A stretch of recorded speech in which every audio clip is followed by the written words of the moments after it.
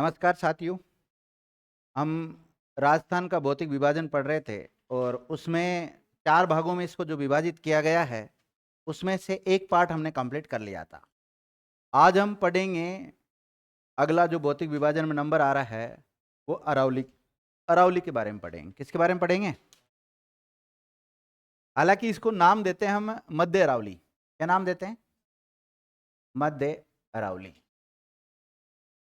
प्रदेश। कौन सा क्षेत्र? मध्य अरावली प्रदेश। अब इस मध्य अरावली को भी 3 भागों में बांट रखा है। एक तो दक्षिणी अरावली। कौन सा? दक्षिणी अरावली। एक खुद मध्य अरावली नाम भी है इसका, और एक उत्तरी अरावली। 3 भागों में बांट रखा है इसको। मध्य अरावली को 3 भागों में विभाजित करके पढ़ेंगे हम। और 3 भाग कौन कौन से होंगे?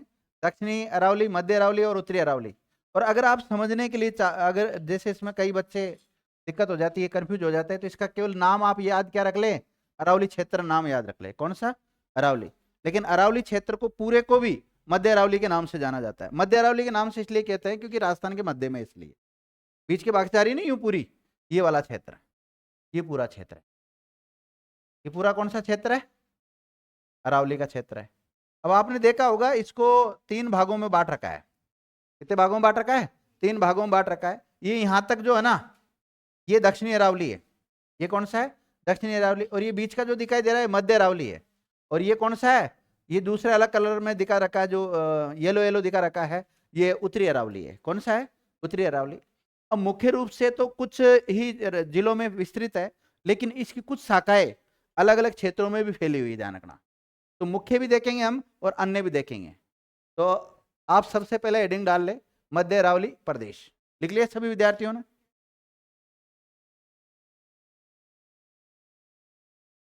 लिखो। डायरेक्ट लिखा दूंगे सारे फैक्ट इसके?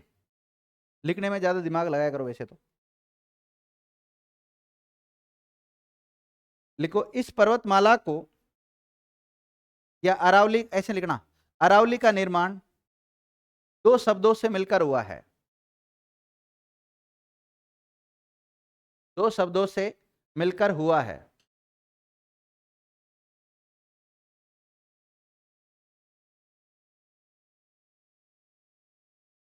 एक तो आडा, या ए डबल डी कर लेना, A double D plus Wali, WALLI, वली।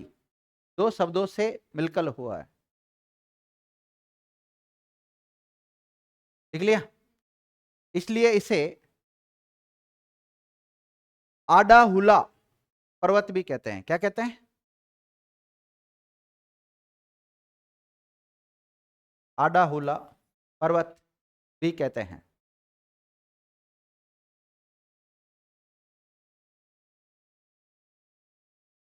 लिखिएगा। इसे अलग अलग क्षेत्रों में अलग अलग नाम से जाना जाता है। अलग अलग क्षेत्रों में अलग अलग नाम से जाना जाता है।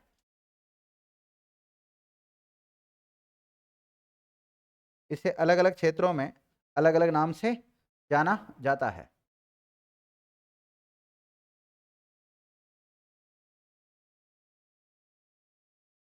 अलग अलग क्षेत्रों में अलग अलग नाम से जाना जाता है। सिरोई है ना, सिरोई। सिरोई के आसपास इसको कहते हैं भाकर। सिरोई के आसपास किस नाम से पुकारते हैं अरावली पर्वतमाला को? सिरोई के आसपास भाकर। क्या कहते हैं? भाकर नाम से जाना जाता है। और अजमेर के आसपास नाग है ना, नाग पहाड़ वगैरह सुना होगा ना आपने नाम। अजमेर के आसपास इसे नाग नाम से जाना जाता है।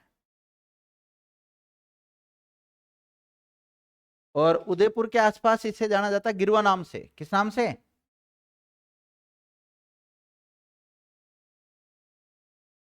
उदयपुर के आसपास गिरवा नाम से जाना जाता है। गिरवा नाम से। और बूंदी में इसे आडावाला, बूंदी में किस नाम जाना जाता है? आडावाला नाम से जाना जाता है। आडावाला नाम से जाना जाता है।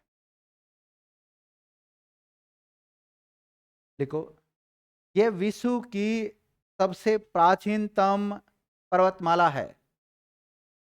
ये विश्व की सबसे प्राचीनतम पर्वतमाला है।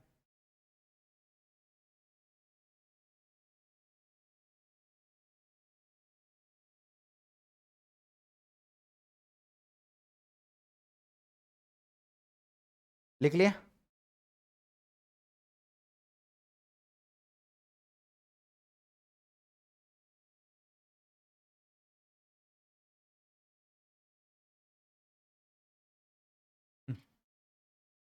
कौन सी संधि हो रही है बताओ?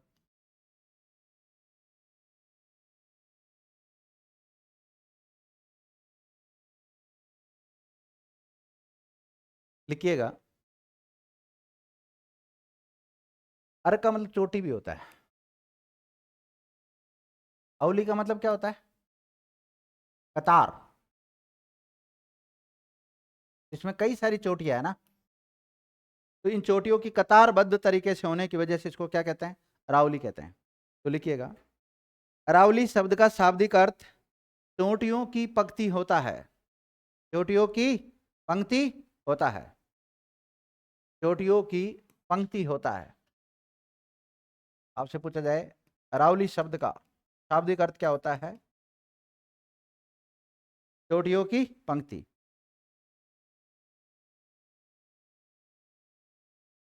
लिखो, ये गोंडवाना लैंड का अवशेष है। किसका है? आपको पता है गोंडवाना लैंड का हिस्सा अपना पठारी क्षेत्र है, दक्षिणी भारत का है ना, और उसी का हिस्सा क्या है? अरावली है।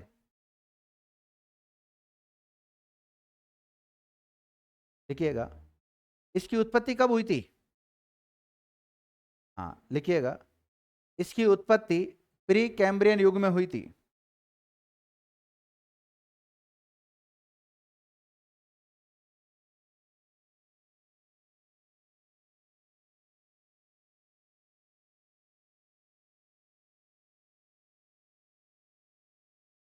आपसे पूछा जाए अल्पेशियन पर्वत कहाँ है?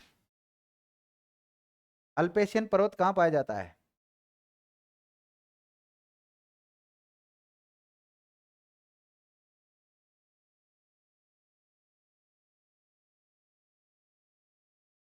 देखो, भारत की अल्पेशियन पर्वतमाला किसको कहते हैं? अरावली पर्वतमाला को कहते हैं। क्यों कहते हैं? क्योंकि इसकी तुलना अल्पेशियन पर्वत से की गई है। किससे की गई है? अल्पेशियन पर्वत से की गई है। और अल्पेशियन पर्वत है कहाँ पर? अमेरिका में, नॉर्थ अमेरिका महाद्वीप में। मैं लिखा देता हूँ, लैंग्वेज दे देता हूँ।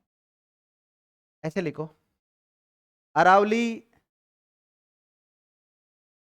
की तुलना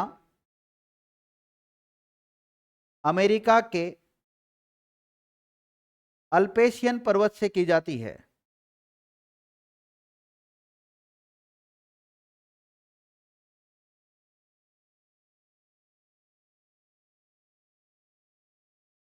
लिख लिया?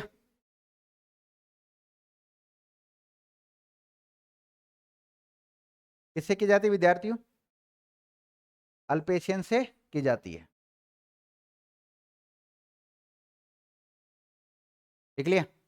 अगला फैक्ट लिखो आप, अरावली पर्वतमाला की अरावली पर्वतमाला की मुख्य श्रेणियों में या मुख्य श्रेणी में क्वार्टजाइट चट्टानें पाई जाती है। कौन सी? क्वार्टजाइट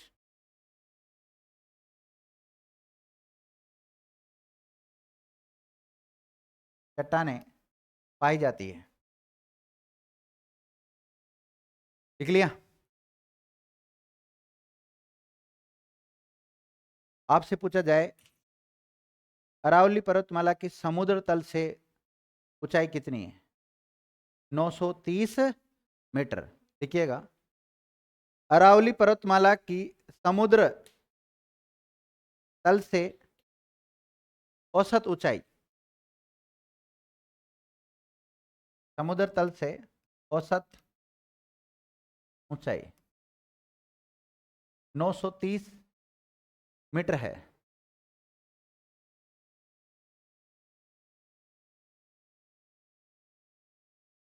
आपको पता है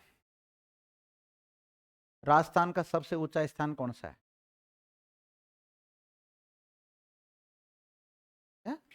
राजस्थान का सबसे ऊंचा स्थान कौन सा है?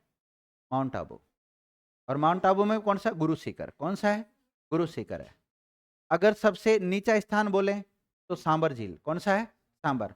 लेकिन अगर अगर हम बात करें इसकी, केवल अरावली क्षेत्र की, इस अरावली क्षेत्र की बात करें, तो इस अरावली क्षेत्र का सबसे ऊंचा स्थान गुरु शिखर है, माउंट आबू में है। ठीक है। और अगर इसमें सबसे नीचा स्थान देखें तो नीचा स्थान सबसे है पुष्कर। कौन सा? सबसे नीचा पुष्कर है। अरावली क्षेत्र में ही आता है पुष्कर, और पुष्कर सबसे नीचा स्थान है। तो लिखिएगा आप, अरावली पर्वतमाला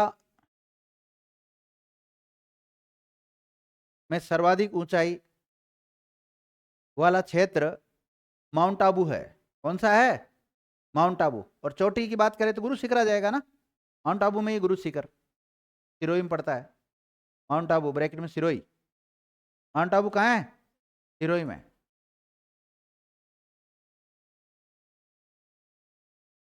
देखो, अरावली पर्वतमाला क्षेत्र में स्थित राजस्थान का सबसे नीचा या निम्न स्थान, राजस्थान का सबसे निम्न स्थान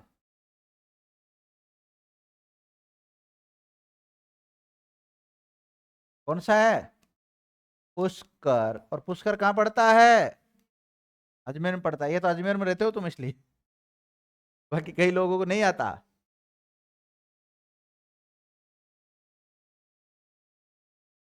आजकल पढ़ाई का लेवल बहुत ज्यादा गिर गया, बच्चों का लेवल है ही नहीं है। लिख लिया? अब देखो, अगर आप भारत का मैप देखते हैं,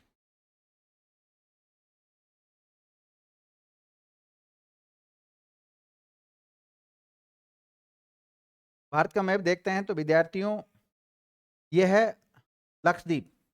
कौन सा? लक्षद्वीप। यहां से एक प्रकार से एक वो, ये पूरी क्या है? अरावली। तो अरावली इस समुद्र में छुपी हुई है। अरब सागर में भी इसका विस्तार है। किसमें? अरब सागर में इसका विस्तार है। फिर गुजरात में भी इसका विस्तार रहने वाला है। गुजरात के बाद में राजस्थान में रहेगा। अब राजस्थान में घुसेगा तो पहले दक्षिण वाला पार्ट कहलाएगा, फिर ये मध्य वाला पार्ट कहलाएगा, फिर ये कौन सा भाग कहलाएगा? उत्तरी भाग। और फिर आगे दिल्ली तक जाती है। आगे कहां तक जाती है? दिल्ली तक जाती है। तो लिखिएगा आप लोग, अरावली पर्वतमाला की भारत में कुल लंबाई, अरावली पर्वतमाला की, भारत में बता रहा हूं, अरावली पर्वतमाला की भारत में कुल लंबाई, भारत में कुल लंबाई कितनी है? बोलो। हाइट कितनी बताई थी मैंने अभी आपको? 930 मीटर। और लंबाई लिख लो 692 किलोमीटर। कितनी? 692 किलोमीटर, ध्यान रखना। यह अरावली पर्वतमाला की क्या है? टोटल लंबाई है। लिख लिया? इसमें से राजस्थान में कितनी है? 550 किलोमीटर। इसमें से राजस्थान में कितनी है? 550 किलोमीटर, ध्यान रखना। 550 किलोमीटर राजस्थान में स्थित है ये। तो अगर इसका परसेंटेज निकालते हैं हम तो लगभग 80%। तो 80% अरावली पर्वतमाला का विस्तार कहाँ है? राजस्थान में। देखिएगा, अरावली का राजस्थान में 80%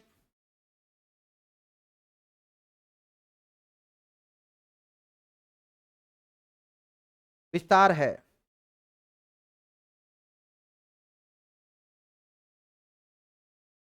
लिख लिया? अगला लिखो।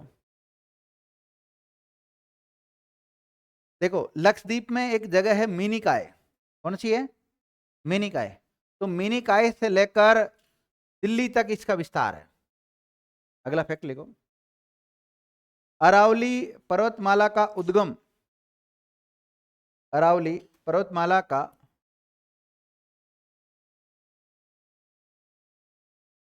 उद्गम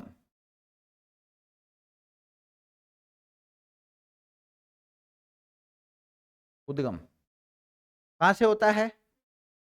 मिनिकॉय द्वीप कहां से होता है विद्यार्थियों? मिनी काय द्वीप से होता है। और मैंने काय द्वीप के ब्रैकेट में लिख लेना लक्षद्वीप का पार्ट है ये। किसका है? लक्षद्वीप की राजधानी क्या है? कवरती। कौन सी है? कितने केंद्र शासित प्रदेश है वर्तमान में? 8। 8 में से एक केंद्र शासित प्रदेश कौन सा है अपना?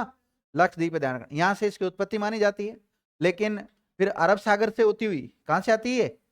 इसमें दिखती नहीं है, इसमें अंदर ही अंदर है ये, ठीक है। फिर आगे दिखना चालू होती है यहां से खेड़ ब्रह्मा गुजरात से। देखिएगा क्या लिखा आपने, उत्पत्ति क्या लिखा है? ब्रैकेट में अरब सागर। ब्रैकेट में क्या लिखोगे? अरब सागर, अरब सी। अब आपसे पूछा जाए अरावली का पिता किसे कहते हैं? अरब सागर कहते हैं, नॉट। इसीलिए अरब सागर को अरावली का पिता कहते हैं। अरावली का पिता कहते हैं।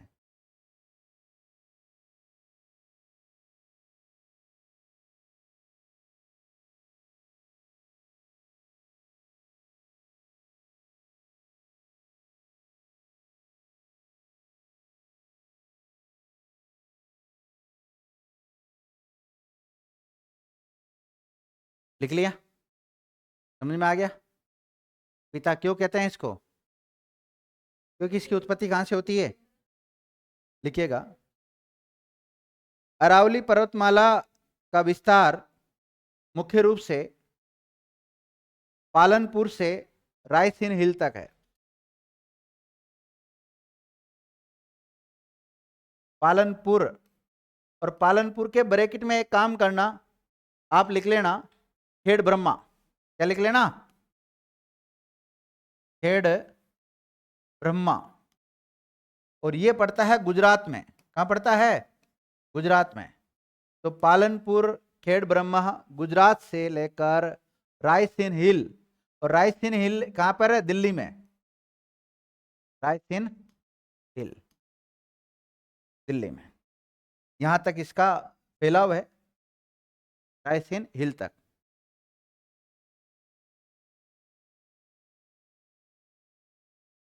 आप रायसीन हिल को रेखांकित कर सकते हैं चाहे तो, नहीं तो अलग से भी लिख सकते हो। इस रायसीन हिल पर ही राष्ट्रपति भवन बना हुआ है। क्या बना हुआ विद्यार्थियों? राष्ट्रपति भवन।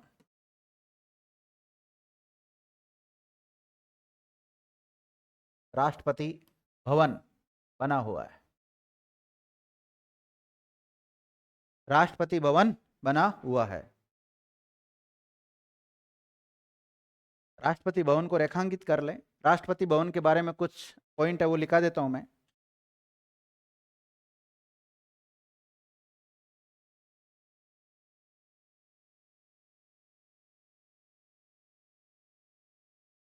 देखो, राष्ट्रपति भवन का पुराना नाम वाइसरेगल लॉज मिलता है। देखो विद्यार्थियों, अभी जो वर्तमान में राष्ट्रपति भवन है ना अपना, राष्ट्रपति भवन का प्राचीन नाम क्या मिलता है? Viceregal Lodge. ये प्राचीन नाम है इसका, प्राचीन नाम। इसका नक्शा किसने बनाया था? तो एडविन लुडविन ने। एडविन लुडविन ने इसका नक्शा बनाया था।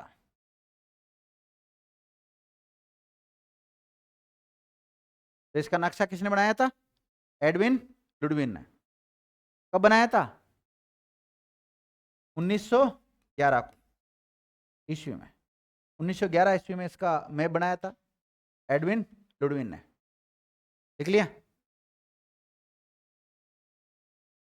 लिखो, इसके निर्माण में धौलपुर और करौली के लाल पत्थरों का निर्माण मतलब प्रयोग किया गया है। धौलपुर कलाम पहुंच गए। धौलपुर और करौली रेड डायमंड निकलते हैं ना वहां पे, लाल पत्थर। लाल पत्थर का प्रयोग किया गया। धौलपुर और करौली के लाल पत्थरों का प्रयोग किया गया है। आपसे पूछा जाए राष्ट्रपति भवन में रहने वाला, निवास करने वाला पहला व्यक्ति का नाम क्या था? पहले राष्ट्रपति भवन नहीं था, बाद में रखा गया इसका राष्ट्रपति भवन नाम। तो वाइस रिंगल लॉज में सबसे पहले कौन सा वाइस राय रहा था? वाइस राय रहा होगा उस समय, तो अंग्रेज थे। बताओ। हाँ बहन जी बताओ, पढ़ते हो ना आप जीके?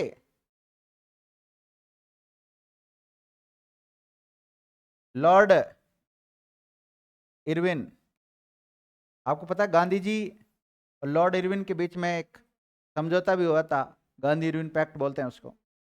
लिख लो, इसमें रहने वाले पहले व्यक्ति का नाम लॉर्ड इरविन था।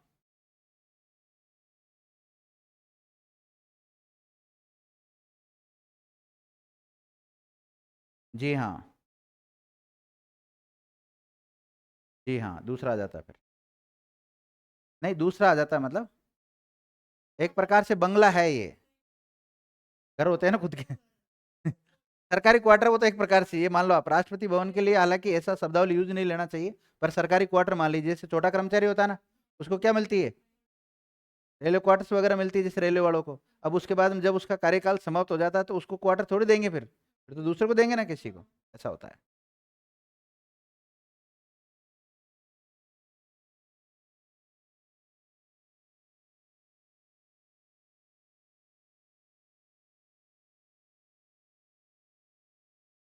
चलो ये बताओ, अरावली का विस्तार कितने राज्यों में है?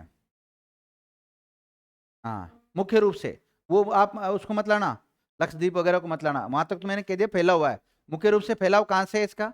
खेड़ ब्रह्मा गुजरात से स्टार्ट होता है, राजस्थान में, और दिल्ली तक जाता है। लेकिन दिल्ली तक जाने से पहले आपको बीच में एक स्टेट कवर कट, ना ना ना ना, ये देखो यहाँ से अगर आप जाओगे इधर से तो थोड़ा सा किस में जाओगे? हरियाणा में जाओगे। तो मैं ये कह सकता हूँ इसका विस्तार 3 राज्य और 1 केंद्र शासित प्रदेश नई दिल्ली में है। मुख्य रूप से तो दिखती हुई तो वही है ना। तो लिखिएगा इसका विस्तार, अरावली का विस्तार,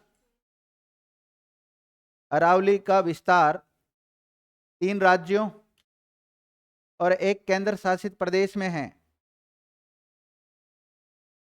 1 केंद्र शासित प्रदेश में है।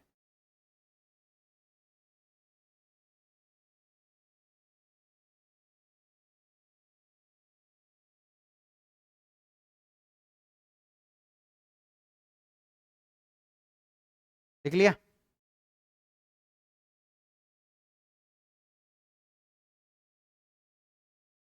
हाँ 3 राज्य कौन से, नाम लिख लो राज्यों के। देखो सबसे पहले लिखना गुजरात, क्रमबद्ध तरीके से दक्षिण से उत्तर की ओर है ना। पहले गुजरात आएगा, फिर राजस्थान आएगा, फिर हरियाणा आएगा, फिर दिल्ली आ जाएगा। समझ गए? तो चाहे इसको उत्तर से दक्षिण क्रम पूछ ले आपसे, चाहे दक्षिण से उत्तर क्रम पूछ ले, बता दोगे ना? ओके। अब मेरा सवाल यह है कि इन 4 राज्य और केंद्र शासित प्रदेशों में ये फैली हुई है, उनमें सबसे ज्यादा विस्तार किस में है?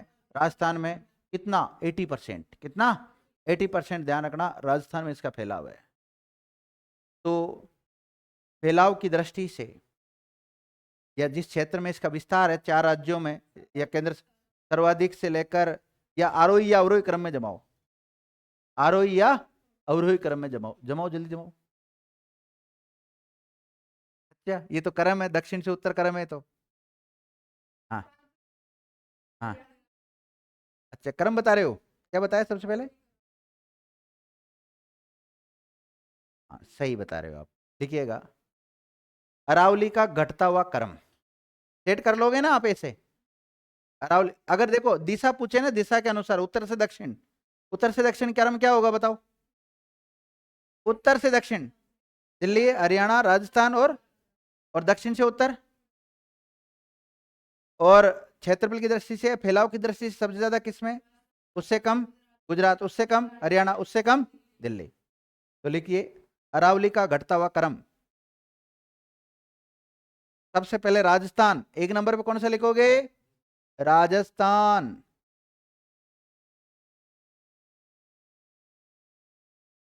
एक नंबर पे राजस्थान, दूसरे नंबर पे गुजरात, और अरावली का 80% भाग किस में फैला हुआ है? राजस्थान में फैला हुआ है। तीसरा हरियाणा और चौथा नई दिल्ली।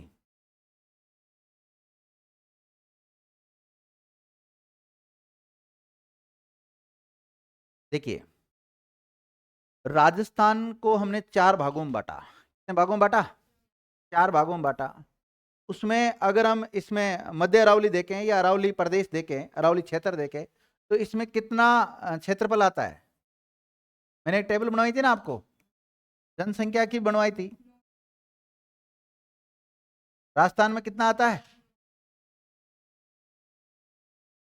हाँ, तो लिख लो क्षेत्रफल। हाँ, राजस्थान का क्षेत्रफल कितना प्रतिशत आता है इसमें? तो लिख लो राजस्थान का क्षेत्रफल, राजस्थान के क्षेत्रफल का, राजस्थान के क्षेत्रफल का 9%, और राजस्थान की जनसंख्या का 10% इसमें निवास करती है।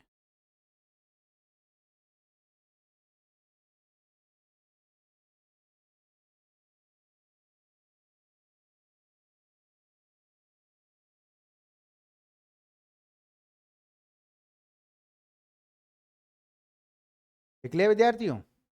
समझ में आ गया? यहां तक अभी जितने फैक्ट लिखाए हैं सारे समझ में आ रहे हैं ना?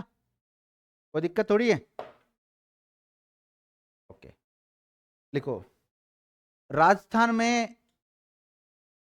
अरावली का 4 संभागों में विस्तार है। कितने संभागों में है? अरावली राजस्थान के 4 संभागों में फैली हुई है, और 4 संभागों का नाम लिखो। सबसे पहले तो लिखो आप जोधपुर संभाग। कौन सा संभाग?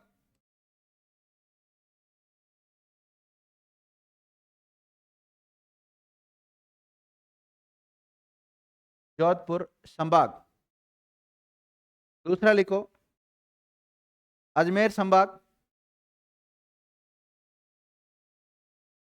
अजमेर।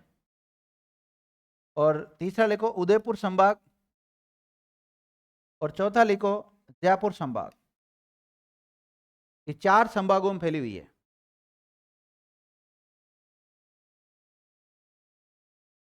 लिखिएगा जिलों के अनुसार विस्तार। लिखो ना, ऐसे लिखो अरावली का मुख्य विस्तार जिलों के अनुसार, अरावली का मुख्य विस्तार जिलों के अनुसार। ना ना, अलग से बढ़ाऊंगा, आप अपने हिसाब से ऐड करते रहना उसको। जिलों के अनुसार अरावली का जो मुख्य विस्तार है वो कौन कौन से है, वो उन जिलों के नाम लिख लो आप। सिरोही, जिलों के नाम लिखने हैं ना, लाइन वाइज लिख लो, यूं एक में लिख लो। हाँ, अरावली का मुख्य विस्तार ब्रैकेट में जिलों में, या राजस्थान के जिलों में, या जिलों के अनुसार जो भी है, ऐसे लिख सकते हैं।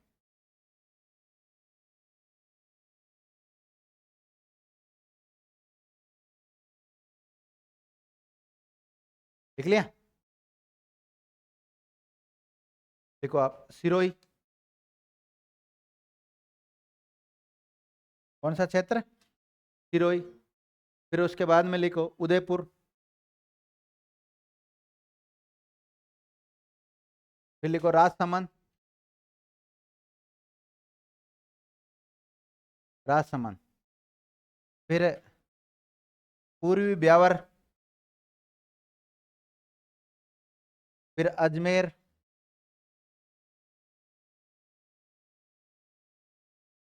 अजमेर। लिख लिया? फिर लिखो सीकर, झुंझुनू, जयपुर, दौसा, अलवर, कोटपुतली,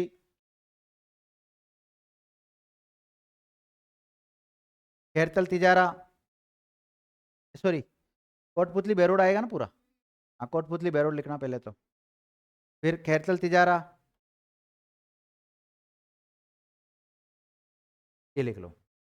देखो सिरोही, उदयपुर, एक सलूम्बर भी लिख लेना उदयपुर के साथ ही, सलूम्बर, सलूम्बर लिख लिया। फिर राजसमंद में होती हुई आगे चल जाती है, ब्यावर का थोड़ा सा पार्ट टच करती है, फिर अजमेर में आ जाती है, अजमेर से फिर आगे जाती है जयपुर में होती हुई, अजमेर में नागपाड़ वगैरह इसी के पार्ट है, फिर जयपुर में, जयपुर के बाद में इधर थोड़ा बहुत सीकर में चल जाती है, आगे झुंझुनू की तरफ चल जाती है, और इधर दौसा में फैली हुई है, और अलवर में फैली हुई है, आगे खेरतल तिजारा इधर की तरफ भी फैली हुई है। देख लिया।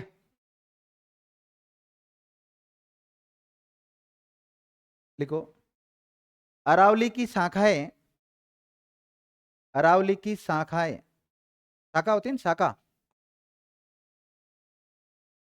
अरावली की शाखाएं एवं प्रभाव, शाखाएं एवं प्रभावित जिले, मतलब अरावली की शाखाएं कौन कौन से जिलों में फैली हुई है, या अरावली से प्रभावित जो जिले हैं वो कौन कौन से हैं।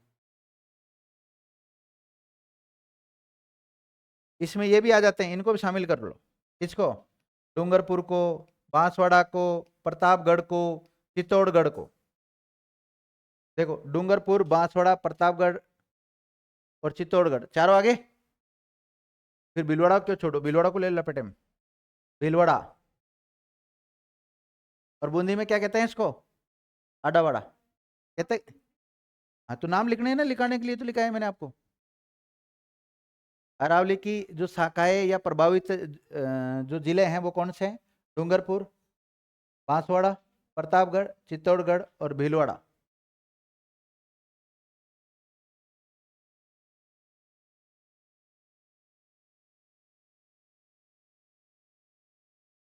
लिख लिया? कुछ नहीं लिख। कुछ पार्ट दिखते हैं, फिर तो ऐसे तो पूरा राजस्थान में दिखते हैं थोड़े थोड़े।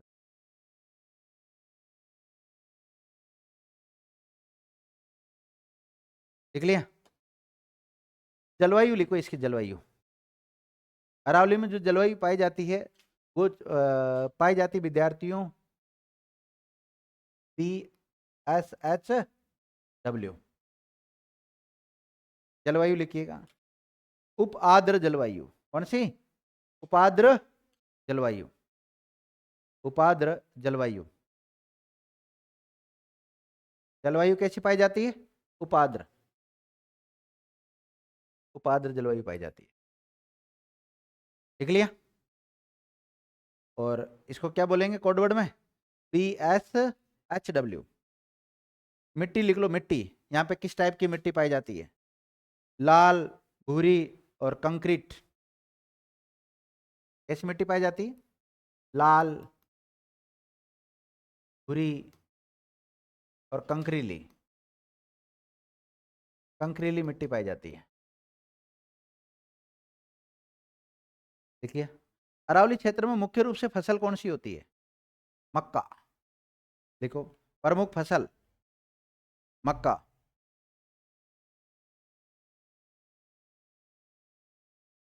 लिख लिया? प्रमुख अभ्यारण्य, प्रमुख अभ्यारण्य लिखो। मतलब अरावली में कौन कौन से अभ्यारण्य पाए जाते हैं? सीता माता अभ्यारण्य, कौन सा? सीता माता अभ्यारण्य। कुंभलगढ़ अभ्यारण्य, माउंट आबू अभ्यारण्य, कुंभलगढ़ और माउंट आबू अभ्यारण्य।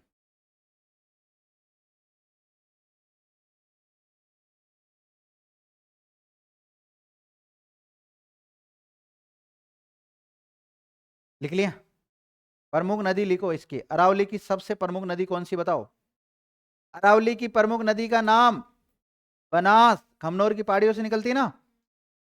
तो लिखो, अरावली की प्रमुख नदी का नाम बनास नदी।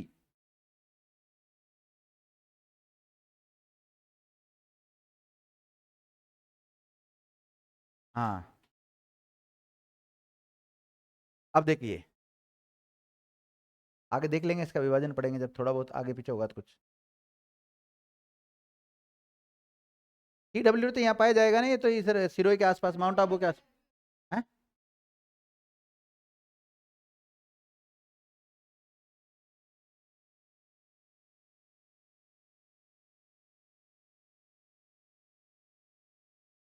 वो हम देख लेंगे जब जलवायु का विभाजन पढ़ेंगे ना, तब देख लेंगे। अभी तो आप केवल BSHW लिख लें,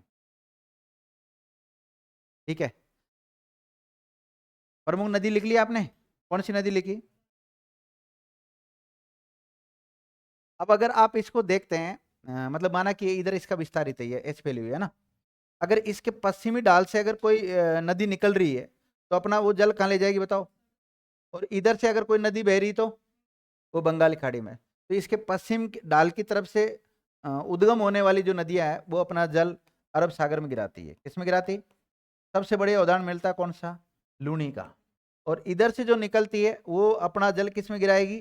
बंगाली खाड़ी में। जैसे यहाँ से माना कि बनास निकली है, कौन सी निकली है? बनास। बनास आगे जाके किस में मिलेगी? चंबल में मिलेगी। किसमें? चंबल में। और चंबल किस में मिलेगी? यमुना में मिलेगी। और यमुना किस में मिलेगी? गंगा में मिलेगी। और गंगा लास्ट में जाके पश्चिम बंगाल होते हुए कहाँ चल जाएगी? बंगाली खाड़ी में अपना जल गिरा देगी, ध्यान रखना।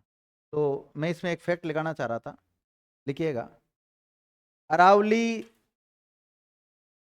के पूर्व से निकलने वाली नदियां, अरावली के पूर्व दिशा से निकलने वाली नदियां अपना जल बंगाल की खाड़ी में गिराती है। किसमें गिराती है? बंगाल की खाड़ी में गिराती है। वहीं पश्चिम से निकलने वाली नदियां, पश्चिम से निकलने वाली नदियां अपना जल अरब सागर में गिराती है।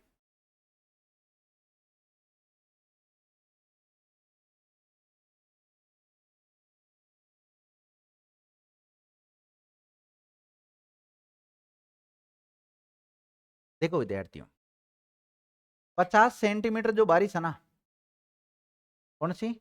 50 सेंटीमीटर बारिश राजस्थान को 2 भागों में विभाजित करती है। और ये पश्चिम 50 सेंटीमीटर की वर्षा ही ऐसी है जो अरावली वाला जो क्षेत्र है उसको डिसाइड करती है। मतलब इस क्षेत्र में मुख्य रूप से जो बारिश स्टार्ट होना चालू होती है वो 50 सेंटीमीटर से अधिक ही चालू होती है। इससे कम है तो वो अर्ध शुष्क में चल जाएगा, और अर्ध शुष्क से भी कम है तो वो शुष्क में चला जाएगा। अगला फैक्ट लिखो, एक नोट डालने वैसे ही। 50 सेंटीमीटर वर्षा राजस्थान को 2 भागों में विभाजित करती है।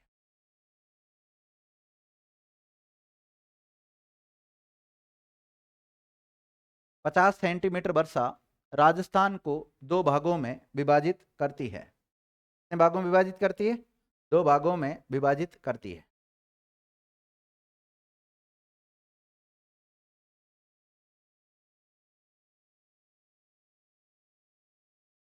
देखिए, ये मैं पूरी अरावली बना रहा हूं। ये क्या है? पूरी यहां पर अरावली है। हालांकि इस अरावली के 3 पार्ट है। पहला कौन सा? दक्षिणी अरावली। दूसरा कौन सा? मध्य अरावली। और तीसरा कौन सा? उत्तरी अरावली। अब इसका उत्तरी भाग कौन सा कहलाएगा? ये। दक्षिणी भाग कौन सा कहलाएगा? ये। पूर्वी भाग कौन सा कहलाएगा? इधर वाला। पश्चिम भाग कौन सा कहलाएगा? इधर वाला। कहलाएगा कि नहीं कहलाएगा? तो अगर हम देखें कि इसमें ज्यादातर बारिश है वो कहां पर होती है? अरावली के कौन से पार्ट में बारिश ज्यादा होती है, कौन से पार्ट में कम होती है? बताओ, लिखिएगा। अरावली पर्वतमाला के, अरावली पर्वतमाला के दक्षिणी पूर्वी भाग में, इसमें दक्षिणी पूर्वी भाग में अधिक वर्षा होती है, जबकि उत्तर पश्चिमी भाग में, उत्तर पश्चिमी भाग में वर्षा कम होती है।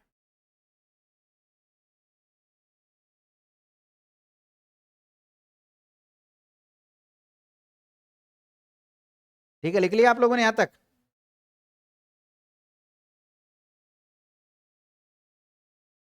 अब देखो विद्यार्थियों, मैंने बताया था आपको कि यहां पर, यहां से इस नदी का उद्गम हो रहा है मुख्य रूप से। तो और मुख्य रूप से देखें तो यहाँ पालनपुर गुजरात से देखें, खेड़ ब्रह्मा से, है ना, यहां से दिखना चालू होती है।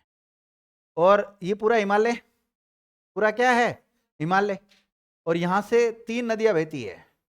एक तो सिंधु नदी तंत्र, एक गंगा नदी तंत्र, और एक ब्रह्मपुत्र नदी तंत्र। 3 नदी तंत्र बहते हैं ना? बहते कि नहीं बहते बताओ?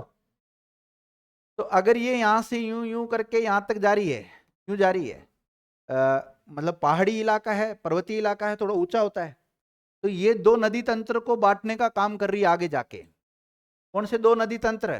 गंगा नदी तंत्र और सिंधु नदी तंत्र को भी विभाजित करने का काम करती कौन सी नदी, कौन सी पर्वतमाला? अरावली पर्वतमाला। करती कि नहीं करती? देख लो, ये भारत को भी प्रभावित कर रही है पूरी। अगला फैक्ट यही लिखो आप, अरावली पर्वतमाला भारत की महान जल विभाजक रेखा है। भारत की महान जल विभाजक रेखा है। क्या बात सही है? कैसे? दो बड़ी जो जल श्रेणियां हैं उनको विभाजित करने का काम कर रही है, गंगा नदी तंत्र को और सिंधु नदी तंत्र को। ब्रैकेट में लिख लो, यह पर्वतमाला सिंधु नदी तंत्र और गंगा नदी तंत्र के बीच में जल विभाजक का कार्य करती है। जल विभाजक का कार्य करती है।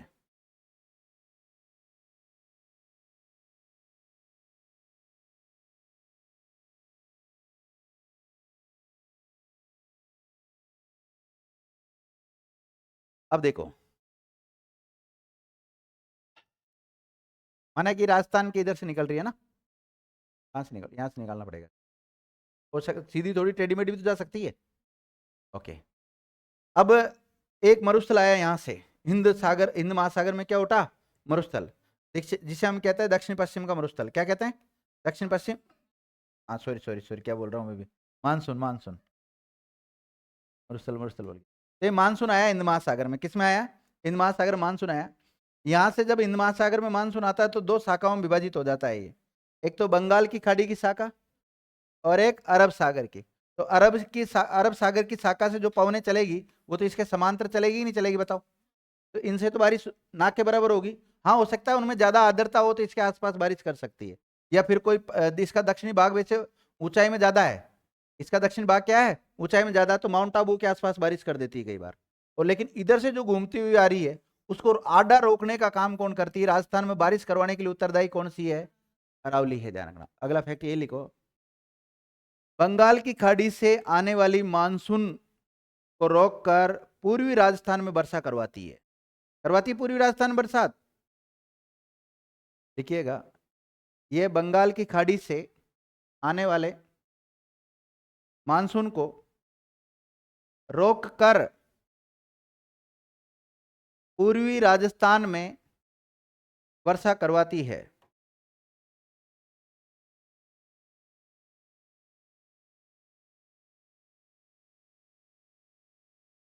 और इस मानसून को क्या नाम देते हैं हम यहाँ पे? दक्षिण पश्चिम मानसून नाम देते हैं। क्या नाम देते हैं? दक्षिण पश्चिम मानसून। तो दक्षिण पश्चिम मानसून आगे जाके दो शाखाओं में बढ़ता है, एक तो बंगाल की खाड़ी की शाखा और एक कौन सा? अरब सागर। और अरब सागर की शाखा से जो हवाएं चलती है उनके समांतर होने की वजह से इसमें अरावली क्षेत्र में या राजस्थान में बारिश नहीं हो पाती है। लिखिएगा, दक्षिणी पश्चिम मानसून ब्रैकेट में अरब सागर की शाखा, दक्षिण पश्चिम मानसून दो भागों में बढ़ता है ना, अरब सागर की शाखा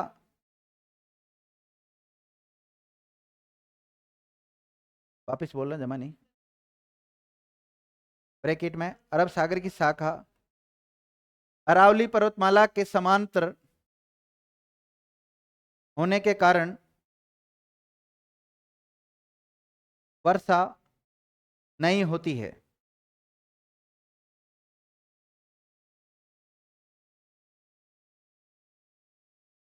अरावली पर्वतमाला की सबसे प्रमुख नदी कौन सी बताई मैंने आपको? हाँ, और सबसे प्रमुख झील कौन सी है? अरावली पर्वतमाला की सबसे प्रमुख झील है नक्की झील, जो कि माउंट आबू में है, सिरोही में। देखो, अरावली पर्वतमाला की सबसे प्रमुख झील नक्की झील है। कौन सी है? नक्की झील, माउंट आबू में।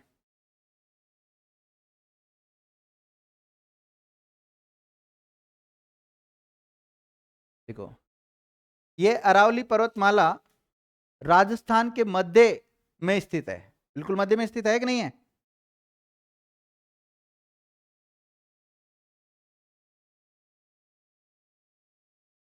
अरावली पर्वतमाला राजस्थान के मध्य में स्थित है।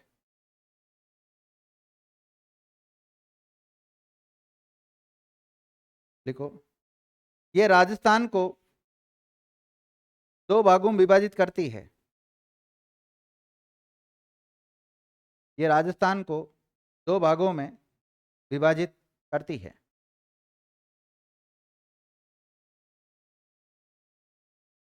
लिख लिया विद्यार्थियों? हाँ भाई, कोटा में पॉपुलेशन कितनी रहती है? कोटा मतलब दक्षिणी पूर्वी जो पठारी प्रदेश है उसमें 74 का देखो, उसमें मैंने टेबल बताई है आपको। दक्षिणी पूर्वी पठारी प्रदेश में ना 23 नहीं है।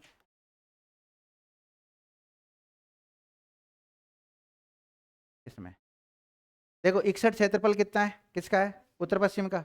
और जनसंख्या कितनी रहती है? 40 रहती है। और अरावली का कितना है? 9 क्षेत्रफल 10 रहते हैं। और दक्षिणी पूर्वी पठार का 7%। तो क्या है वहां का? हाँ।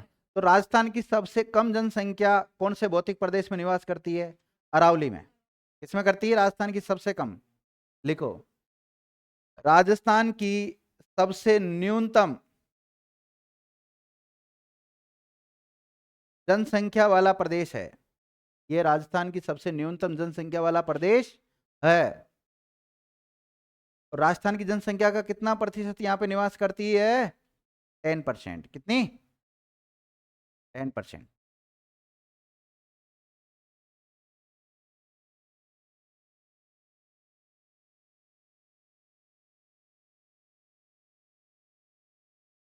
विद्यार्थियों, अरावली में ही राजस्थान में सर्वाधिक वर्षा वाला स्थान पाया जाता है। और सबसे ज्यादा वर्षा कहाँ होती है? माउंट आबू में होती है, 1500 सेंटीमीटर। लिखिएगा, राजस्थान का सबसे अधिक वर्षा वाला स्थान अरावली प्रदेश का ही भाग है। किसका है? अरावली प्रदेश का ही भाग है।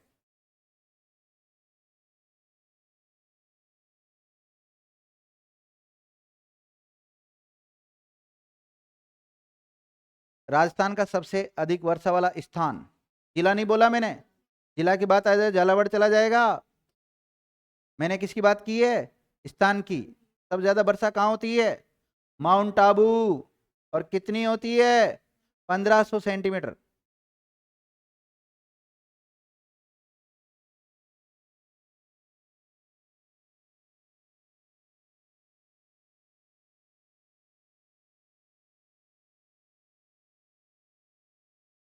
लिख लिया? लिखो, अरावली का विस्तार राजस्थान में दक्षिणी पश्चिम से उत्तर पूर्व की ओर जाने पर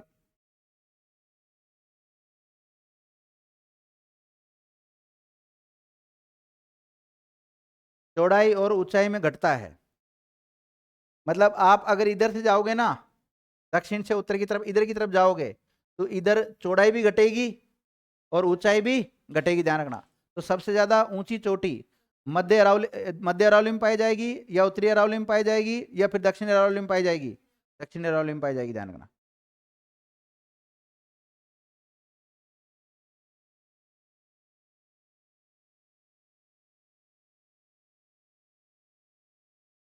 लिख लिया? लिखो, अरावली पर्वतमाला की सर्वाधिक चौड़ाई कहाँ है? उदयपुर में। सर्वाधिक चौड़ाई उदयपुर। और न्यूनतम चौड़ाई अजमेर। सर्वाधिक चौड़ाई कहाँ है? उदयपुर। न्यूनतम चौड़ाई अजमेर। और सर्वाधिक ऊंचाई सिरोही में। देखो, सर्वाधिक चौड़ाई कहाँ है? उदयपुर। सबसे कम चौड़ाई कहाँ है? अजमेर। और सबसे ज्यादा ऊंचाई कहाँ है? सिरोही में। और सबसे कम ऊंचाई कहाँ है? जयपुर में।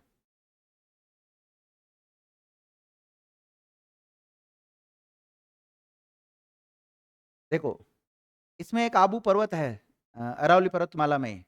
उसको कर्नल जेम्स टोड ने हिंदुओं का आलपस कहा है। क्या कहा है? हिंदुओं का आलपस। लिखिए, कर्नल जेम्स टोड ने आबू पर्वत को हिंदुओं का आलपस कहा है।